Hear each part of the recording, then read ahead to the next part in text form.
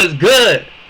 Fuck that, man. Ain't gonna lie. How y'all New Year's been, man? Ain't gonna lie, man. Today, 3 days all strong, bro. You know we gonna keep going with that shit, man. Comment down below what y'all want me to react to, and let's get into the video. Basically, like, I know y'all know about 6ix9ine, bro. You know he snitched on the people that did that to him. I don't even know what happened. I don't really look into shit that's not in my city for real, cuz.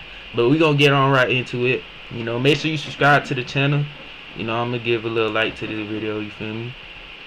But yeah, let's get on to the video. Man, what's up, everybody? Welcome back to another episode of EOS. It's 6ix9ine Jake, man. I'm rocking with y'all, and y'all rocking with me. And for this video, we have the new paperwork on the 6ix9ine home invasion suspect. Oh my god! We know now how he got caught. And like I just showed y'all yesterday, this man snitched in a little vehicle skirmish that he had at a gas station parking lot. I even have the video of that, of him getting... Oh yeah, so he gonna tell us everything. I ain't gonna lie, I don't know shit about his situation. I don't really be into other niggas' situations. No cap, I ain't gonna lie, but yeah, I ain't gonna lie, he gonna show that shit, man. And then taking his phone out and oh shit, that. He trolling like a bitch. Fastest recap in YouTube history. 6ix9ine got his house broken into. Apparently this guy was one of the people. This is them right there. That is his mom. The dog is somewhere around. Two of them have guns, and they ended up getting caught. Now, how did this happen? They put his mama in that into shit? The paperwork on November 6th. Oh nah, bro. They put his mama in that shit. I hope the mama wasn't working with them, bro. That's fucked up. 2025, Palm Beach County Sheriff's Office deputies were dispatched to blank in reference to an armed home invasion robbery investigation.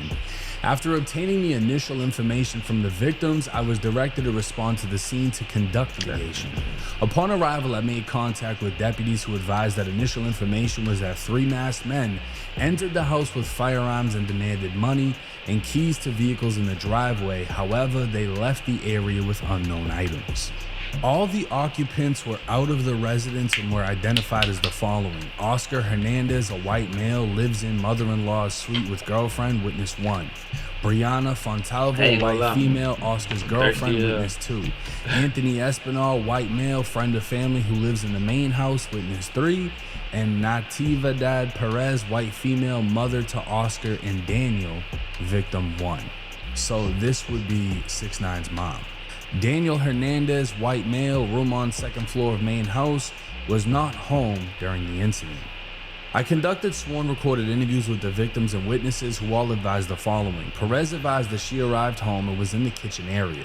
She opened the door to the laundry room, which leads to the garage, that had an open garage door, and was met by three masked suspects with firearms. God. The suspects pointed their firearms at Perez, forcing her inside her home, and demanded money and the keys to the cars. Perez, y'all get no respect for that shit, bro. No respect, bro. Did not have access to the vehicle keys or money. Therefore, two of the suspects started rummaging through the house for items, while the third suspect kept Perez in the kitchen. Not righteous at all. After failing to find anything, the suspects went outside with Perez, and one of them entered a black 2024 Mercedes Sprinter van through an unlocked passenger door. But at the same time, he had to do something. Like, there's no way these niggas is that mad that they put your mom at gunpoint. Karma is gonna find you no matter what, bruh. So y'all stop doing bad shit, and bad shit won't come to y'all, bruh. Get out the streets, bruh. Go get a degree. Stay in school, bruh. Do something with your life, bruh. Rummaging through it, the vehicle was parked in the driveway near the garage. The two other suspects went into the garage and appeared to take small bags, possibly purses. Since all three suspects were distracted, Perez went to the mother-in-law's suite, where other family members were inside. She banged on the door for help and was greeted by her son, Oscar Hernandez, and friend Anthony Espinal. Upon Hernandez opening the door, they noticed Perez there, who appeared to be scared and was saying she was being robbed. Perez went inside the suite, while Espinal went outside and observed three armed suspects all wearing masks. One of the males told Espinal to come over to them, however, he went inside. Hernandez led Perez inside his home and called 911. The suspects then ran away from the residence. So, just with that right there, there's actually a few people home. Apparently there's a main house, and then there's the side house, and then there's a recording studio over the pond with the alligators, the river, whatever it is. Multiple people were home though during this incident, so we all thought it was just 6ix9ine's mom, or at least that's what I thought. So where the other niggas at?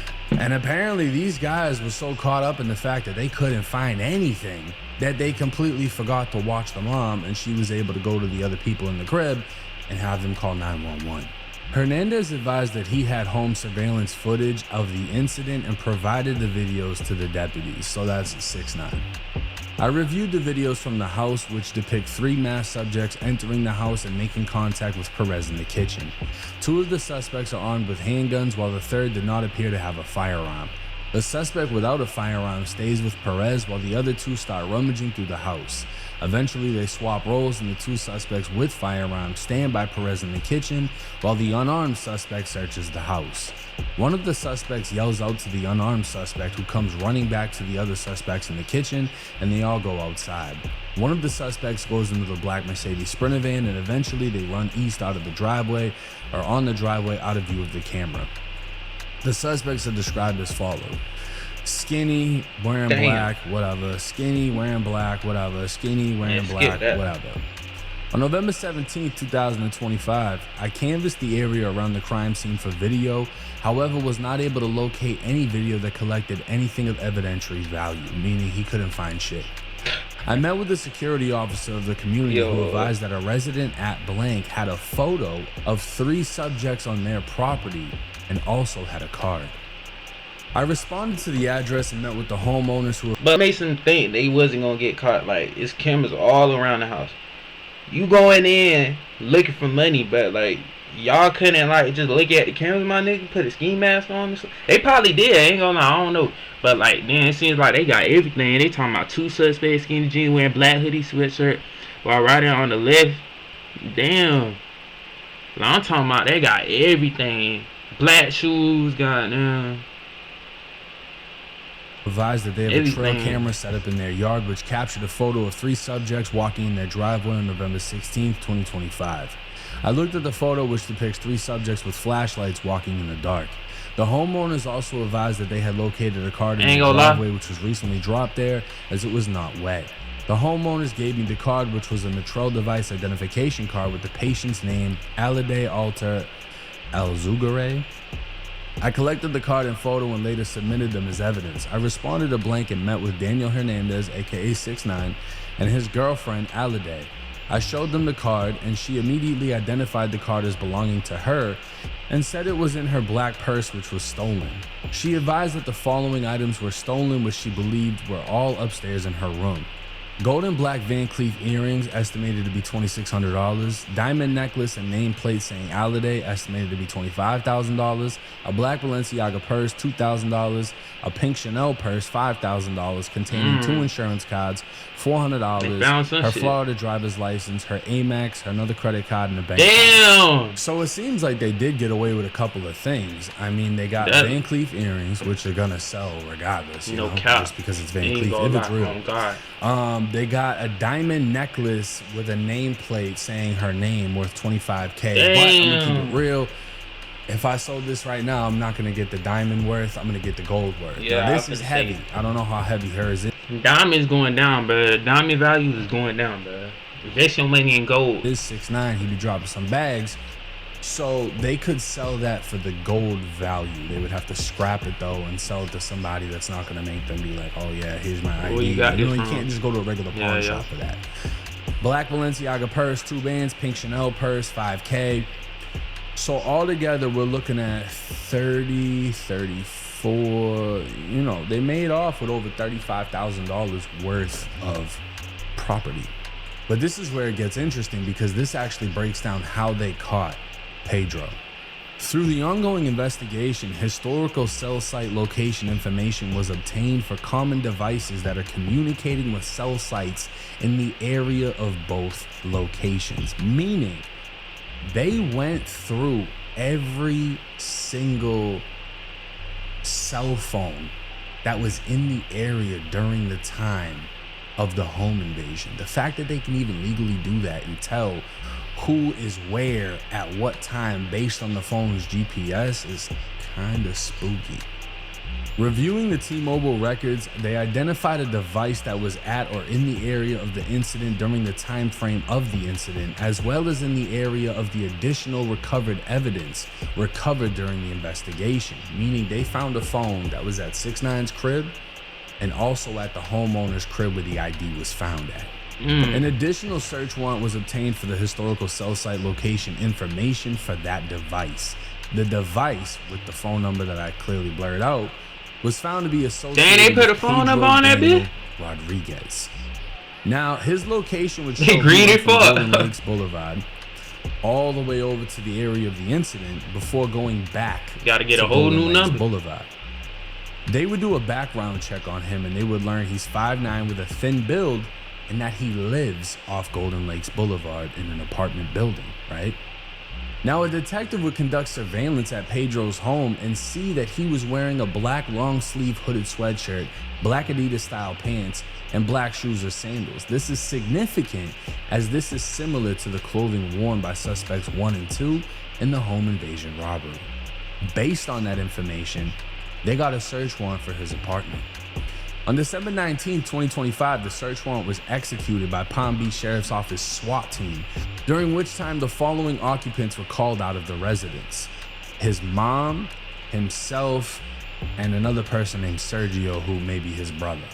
When Rodriguez walked out of the apartment, I saw he was wearing a black Nike jacket which had an air vent on the back similar to the one seen in surveillance worn by suspect 1.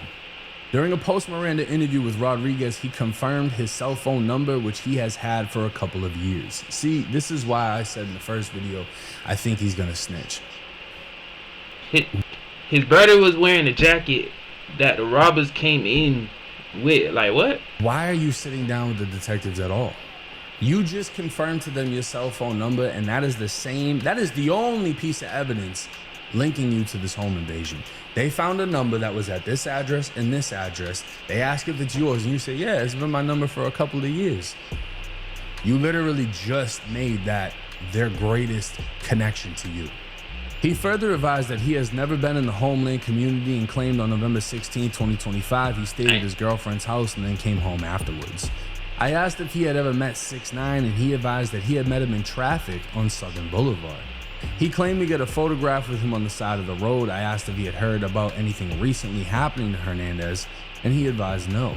I advised him that I located evidence in his room, at which time he advised that he wished to remain silent. At this time, I stopped questioning him about the investigation.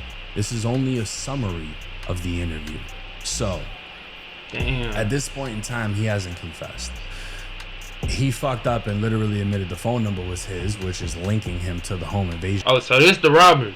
You a dumbass. Why the fuck you just made? You dumb, bro. I ain't gonna lie. You dumb as fuck. The key piece of evidence that the detectives needed to be confirmed, but he hasn't said anything else. And I mean, this is a fresh case. Most people don't cooperate immediately. They cooperate down the line when they realize they're not getting out of the county jail and they're facing fucking forever. Damn. Upon speaking to Garcia, she confirmed her room was the master bedroom and Rodriguez slept in the front right room. She advised that on November 16, 2025, she was in New York. She provided Rodriguez his phone number and advised that the phone is in her name, but he has had the number for several years. I asked her if she called Rodriguez on November 16th, and she advised yes, and voluntarily showed me her phone. The call history showed she called Rodriguez on the 16th. Rodriguez. Oh, that's it, bro. Say 6ix9ine, my nigga. I'm thinking he talking about the robbers, bro. He talking about 6ix9ine the whole time. So that she spoke to him throughout the day. I asked her before if she I had put my videos from November 16th and 17th, to which she advised yes, and provided the detective, and I asked the records. This is only a summary of the interview. I reviewed the ring video, and they are as follows. On November 16, 2025, Rodriguez and an unknown male leave Rodriguez's home. Rodriguez is wearing the black sweatshirt with a white emblem, black Adidas-style pants with white stripes, and appears to be carrying a cell phone. The back of the jacket has an air vent on it. The unknown male with him is wearing a black jacket and black pants with greenish underwear. November 17, 2025, Rodriguez arrives home wearing the black sweatshirt with a white emblem, black Adidas-style pants with white stripes, and appears to be carrying a cell phone. He is with another unknown male who is wearing a black jacket, a white undershirt, and black pants. So, based on this description, Pedro Rodriguez is wearing the black sweatshirt with black Adidas style pants with white stripes. And he's carrying a phone, right? That's what he's wearing. So let's take a look at the actual surveillance video. So we got a guy right here with stripes, and we got a guy right here with stripes. Go to dog. At least they ain't do nothing to the dog. But you like, can see this looks like a solid stripe. This looks like it has lines in between. I don't know if that's hair or not, because obviously this kid has long hair.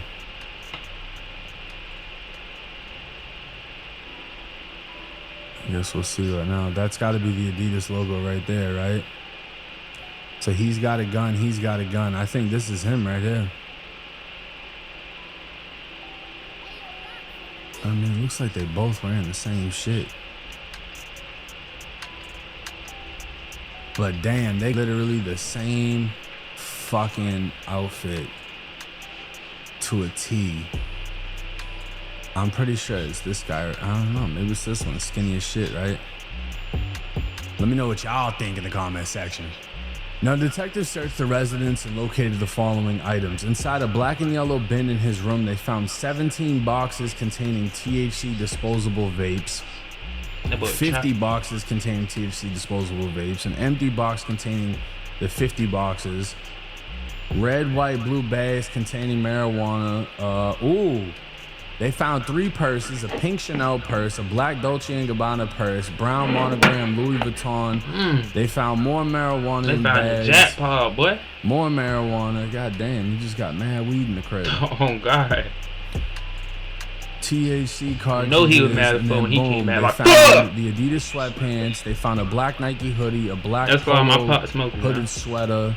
No, they would be hard as hell. So they got basically the outfits, and then based on my training and experience as a narcotics investigator, I know the amount of narcotics located in the room is consistent with the street level drug sales. It is not meant for personal use. On the kitchen counter was a red Apple iPhone with a black leather wallet case belonging to Rodriguez. Inside the wallet were his identification cards.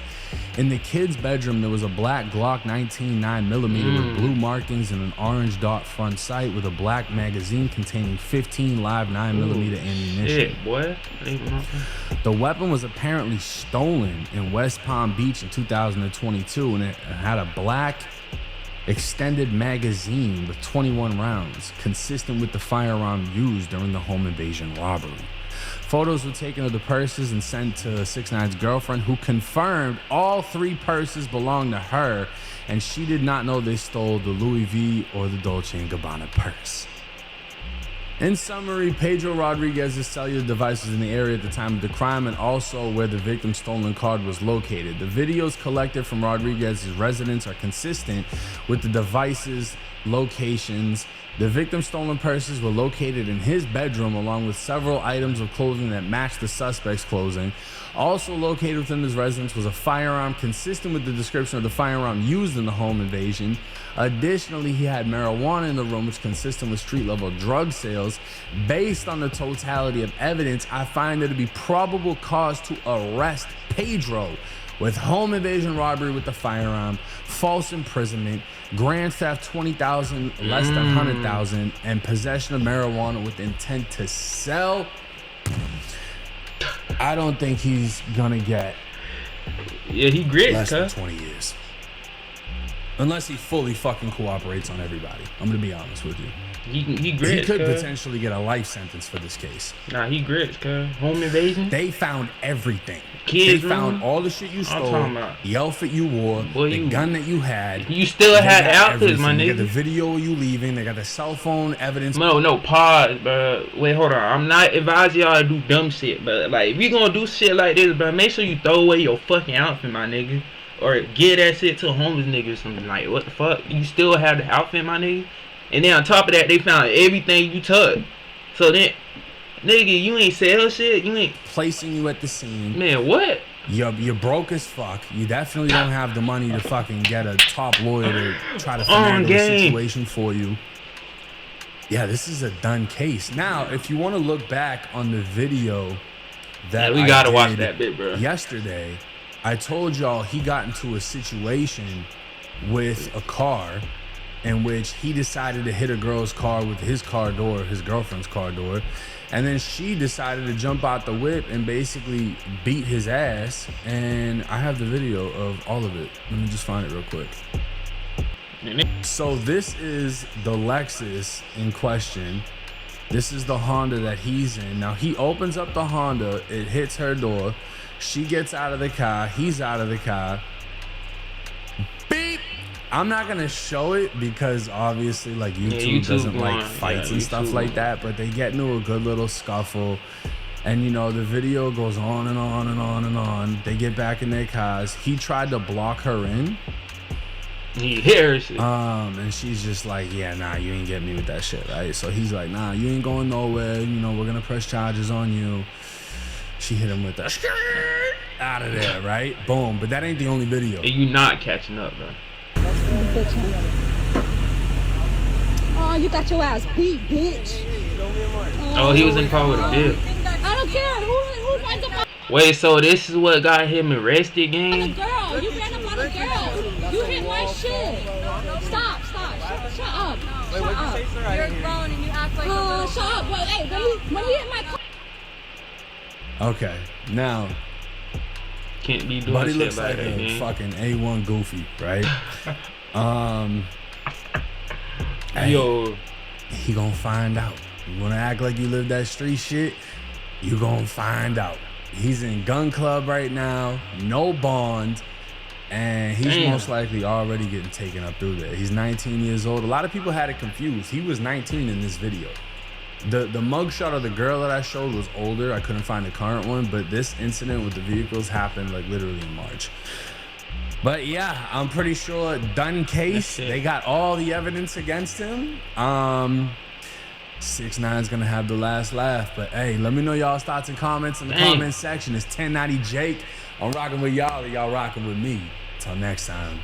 yeah, he gripped, bro. That's not a sign to get out the streets or stop what you doing, bro. Shit gonna catch up to you no matter what, bro. But yeah, I ain't gonna lie. Comment down below what other video y'all want me to watch too. I'm trying to get at least like 10 subscribers, man. We gonna keep going with this ongoing streak that I'm doing. Make sure y'all subscribe to the channel and peace out.